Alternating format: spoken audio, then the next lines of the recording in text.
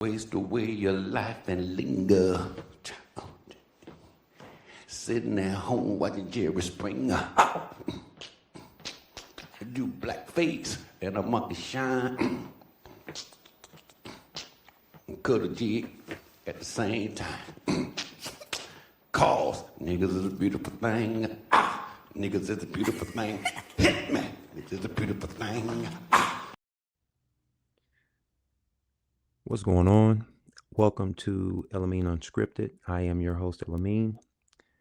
Burning down the master's house. Please be sure to like, share, subscribe, comment, and donate if you appreciate my videos and my work. Today, we're going to be talking about Jesse Jackson, Martin Luther King, in the assassination of Dr. King. And we're going to go through a few things that I've come across that were very interesting, very telling to me. So without further ado, let's go ahead and get started. Let's see here. How do I? Why is that right there? All right. Here you see Jesse Jackson, civil rights activist, hero, all that good stuff. The picture on your right is from Aretha Franklin's funeral. I just thought it was fitting to throw this in here, but the picture to your right is from Aretha Franklin's funeral, in which a number of, if you want to say, legacied, high caliber individuals were in attendance. Bill Clinton, Jesse Jackson, Al Sharpton was there, Farrakhan was there, and of course you see pictured Ariana Grande, as well as other celebrities and musicians, entertainers, actors, etc., etc. Now, in dealing with this particular slide, and I just had to put this in here, this moment right here, made the news. The pastor and the reach around, and it's just such a funny, it's just funny as hell to me, and we'll go deeper into some other things once I get some other things established. But you can clearly see this man is reaching around and groping Ariana Grande, and I'm just looking at the people's faces in the background of this, Jesse being one of them, and the two ladies in the back there. But I just could not help throwing that in there because man, these pastors are something else. But without further ado, let's keep it moving. In Ralph Abernathy's book, And the Walls Came Tumbling Down, Ralph Abernathy was Dr. King's right-hand man, his right-hand advisor throughout all of the civil rights movement. Pretty much they worked side by side consistently in pushing things forward related to the civil rights struggle back in those times. In this book also, this was a book that Jesse Jackson really didn't appreciate coming out.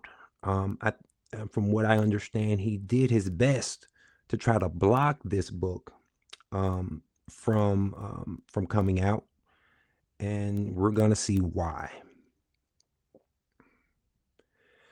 Now, apparently there were some very high tensions between Jesse Jackson and Dr. Martin Luther King, and Abernathy talks about it in his book.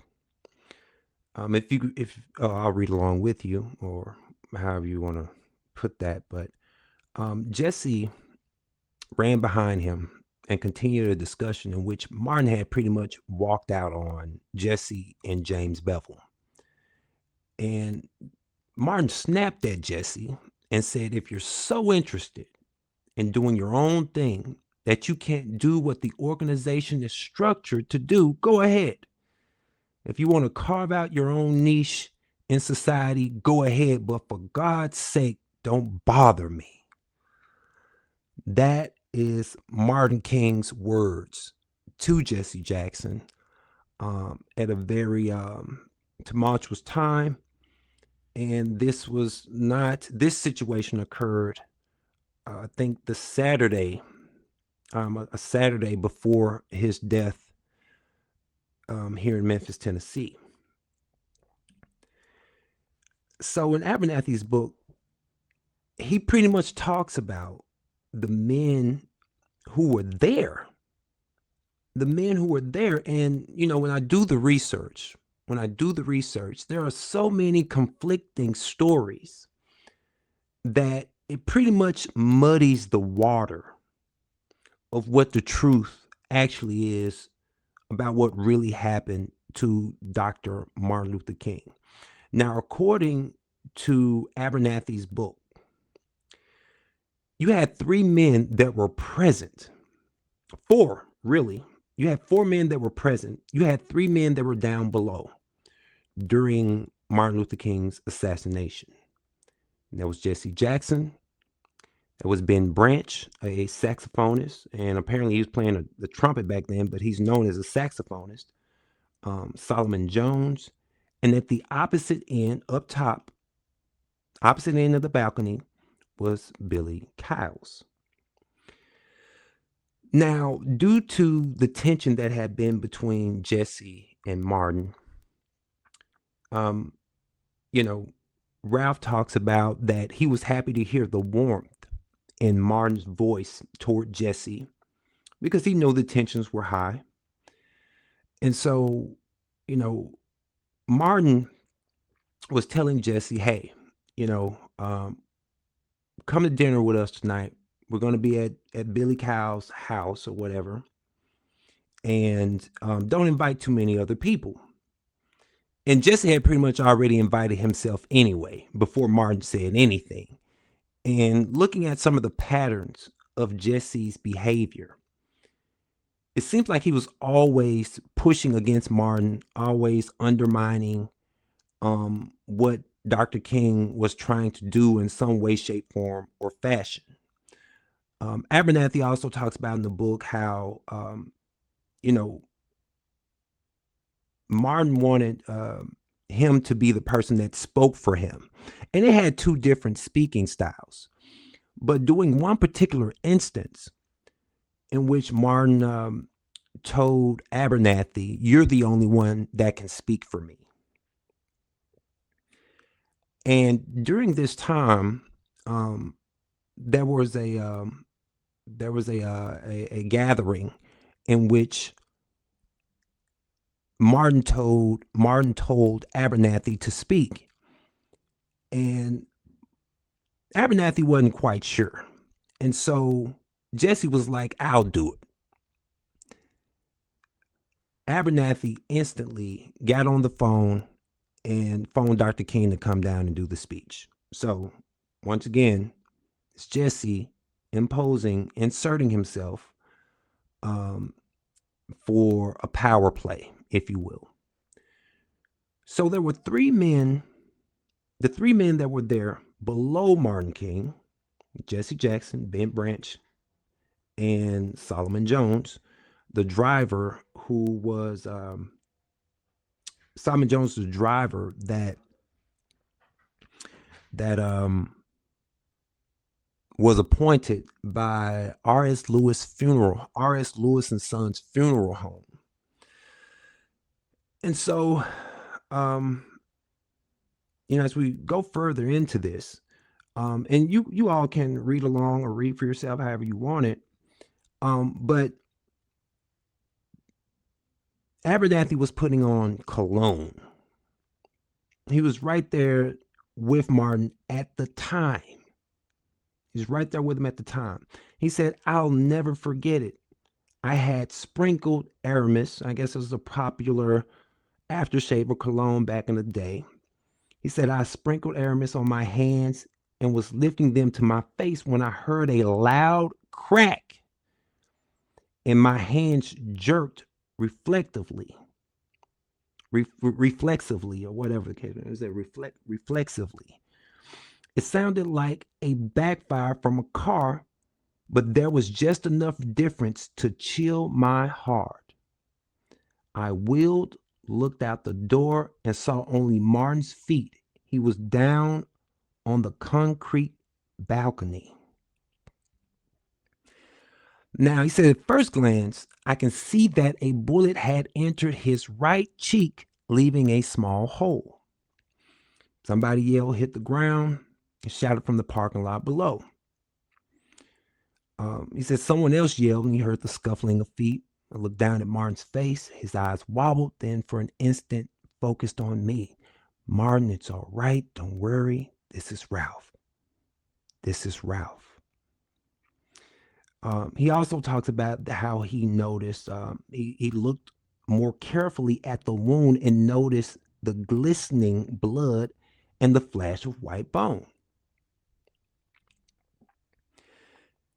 Apparently there were two shots, or it was a shot at the same time, but it had to come from two different types of weapons that were used against Dr. King. And so he says, the doctor looked at me for a second, then nodded his head and turned to Martin. I saw them cut the shirt away and noticed for the first time that it was bloody. Then I saw a hole in his chest large enough for me to put both of my fists through.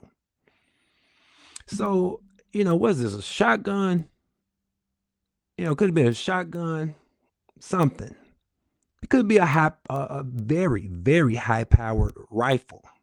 Could be a very high-powered rifle. But, so there were two shots. He sees one in his face and one in his chest that was big enough for him to put both of his fists through. If you look here, if you just look at where Martin's feet is, I mean, that would be indicative of somebody standing over a balcony talking to people down below. If you're talking to somebody from a balcony, most people, you can see their feet. They are pretty much flush with the railing to talk to whoever it is that they need to talk to. If you look here, and this is what gets me, like from a forensic standpoint, that shot came from below. That shot wasn't on high. That shot came from below. And Martin fell back.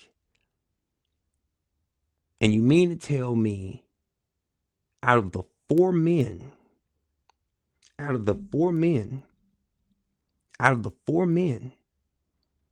who were around, nobody saw anything. There's some statement that Solomon Jones made, saying that he saw somebody in white. So we're going to get back to Solomon Jones later. But Solomon Jones says that he saw somebody moving in all white. All white does not seem like the best thing to wear if you're going to assassinate anybody from close range or far away. So something's odd about this all white thing, but we're going to get deeper into Solomon Jones and some things that happened to him in the aftermath. You see this picture here. You see Abernathy there. You see the police officers there. Whoever this woman may be here. Billy Cowles may very well be somewhere in this picture. These people were younger and all that kind of stuff. So it kind of gets a bit fuzzy as to all who were right here at this moment. But I do want to say this picture right here is a contrived photo. This picture is a contrived photo. Whatever they're pointing at had nothing to do with Dr. King's assassination. Where like that's a point. Hey, it came from over there. Like, nah. When you really do the reading, and from Abernathy's perspective at least, when you really do the reading, something more. It was something more nefarious going on with this. It came from over there. That's a lie. That's a lie. I don't believe that shot came from wherever they're pointing at. I think it was a great moment to take a photograph. And as a photographer, as somebody who, edits videos and can make videos and stuff, it is very, very easy to create a narrative through video and photography.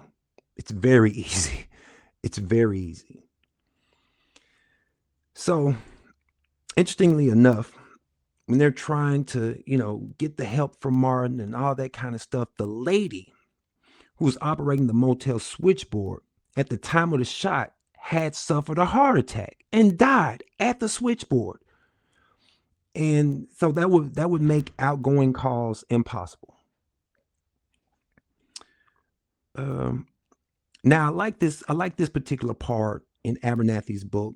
And this book is easy to find. It really is.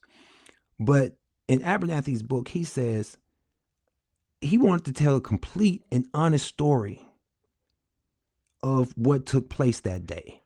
He says, I can only say that I have written nothing in malice and omitted nothing out of cowardice.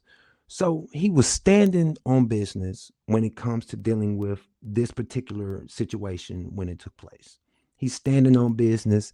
He's talking, he's mentioning the names and all that kind of stuff. Because you don't, other than his book, you don't really see anybody else with this detailed information about what really led up to King's assassination and what was really going on around that time. And according to Abernathy, when he looked around, he didn't see anything. He didn't know where Jesse went. He didn't know where Ben Branch went. He didn't know where Solomon Jones went. He said they took cover. I don't know where they were.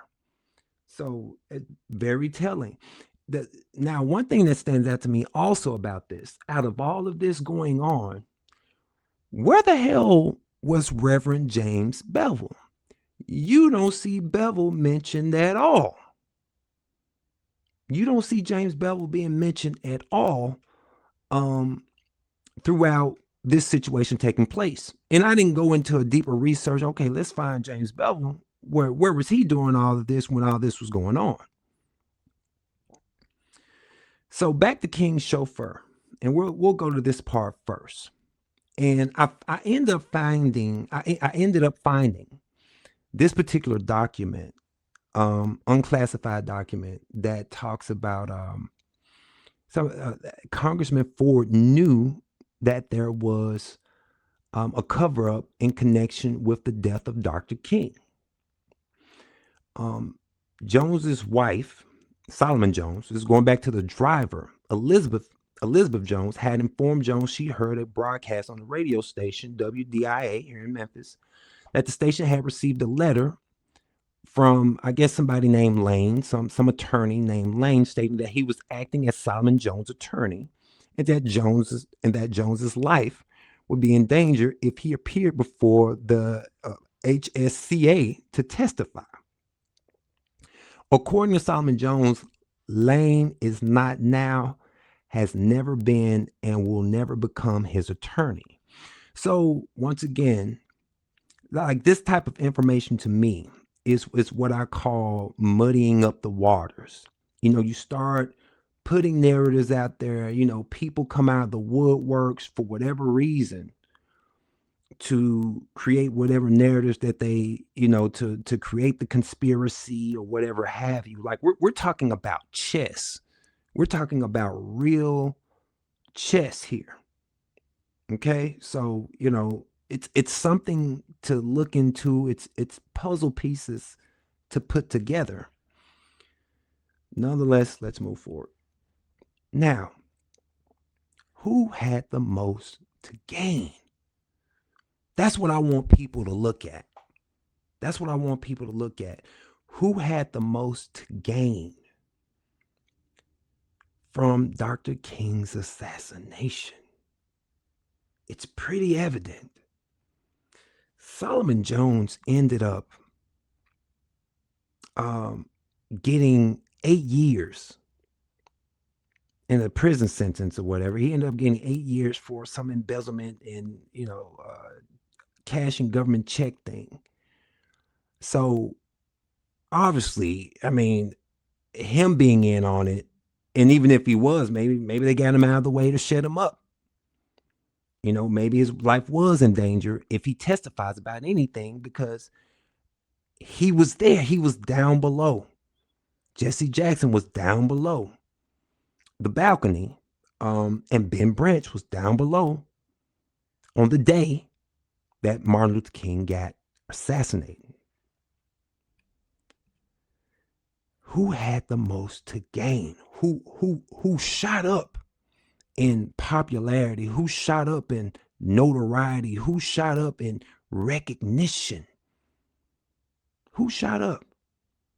Jesse Jackson. I'm talking about became Bill Clinton's advisor. Him and Bill Clinton, that's a very fishy situation. You know, I'll touch base on maybe deeper aspects of their relationship later on. I don't know. But it's very interesting, a lot of the information that I came across. And I had a very telling photo that was just so, when you look at this image, it's like, these guys are bosom buddies. They're real bosom buddy. You know, it's a very uncomfortable closeness between Jesse Jackson and Bill Clinton. But hey, you know, enough said about that. Let's move it forward. You know, when you really pay, here you see Coretta Scott King with George Bush. You know that, but when you really look at some of the deeper aspects of all of this and how pawns are moved, how bishops are moved, how rooks are moved. We're talking chess here, people. We're talking chess. And a very contrived effort for people to do certain things, to make certain things happen for themselves. People don't really understand how deep this stuff goes. Please be sure to like, share, comment, subscribe, donate if you're rocking with this video and the information that I'm telling you.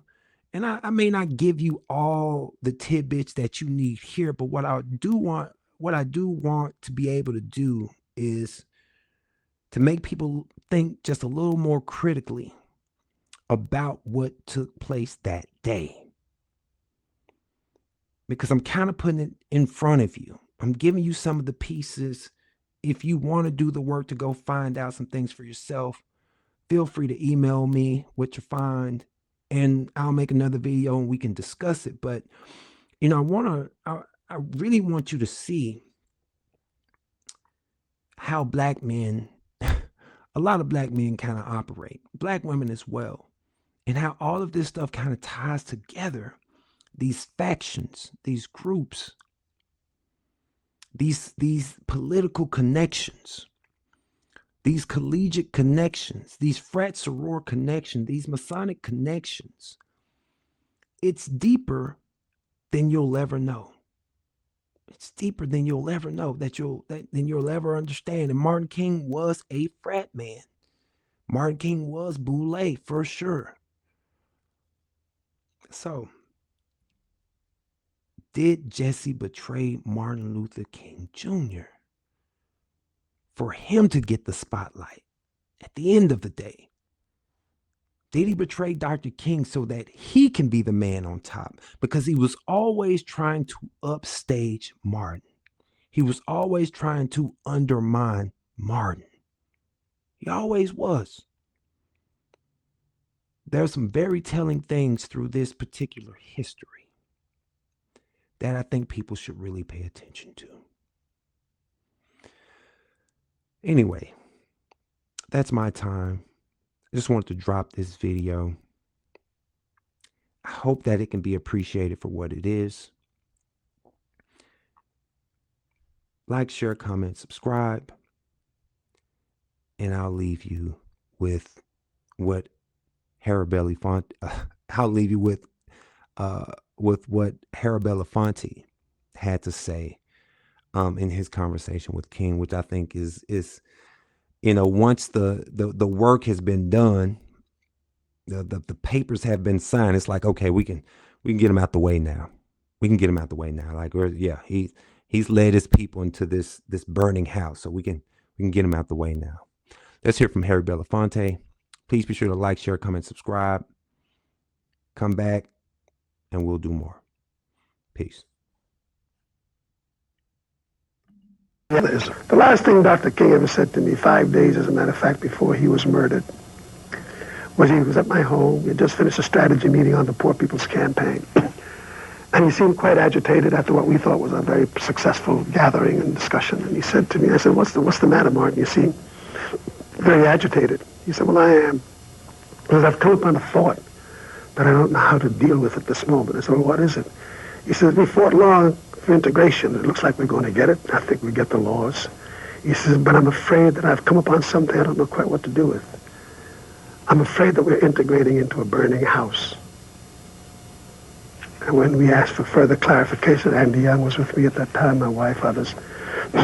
He said, America's lost whatever little moral vision it had. Its moral sense has run away from the nation. And a nation that is not governed by morality and moral principles is a nation that's headed for an abyss.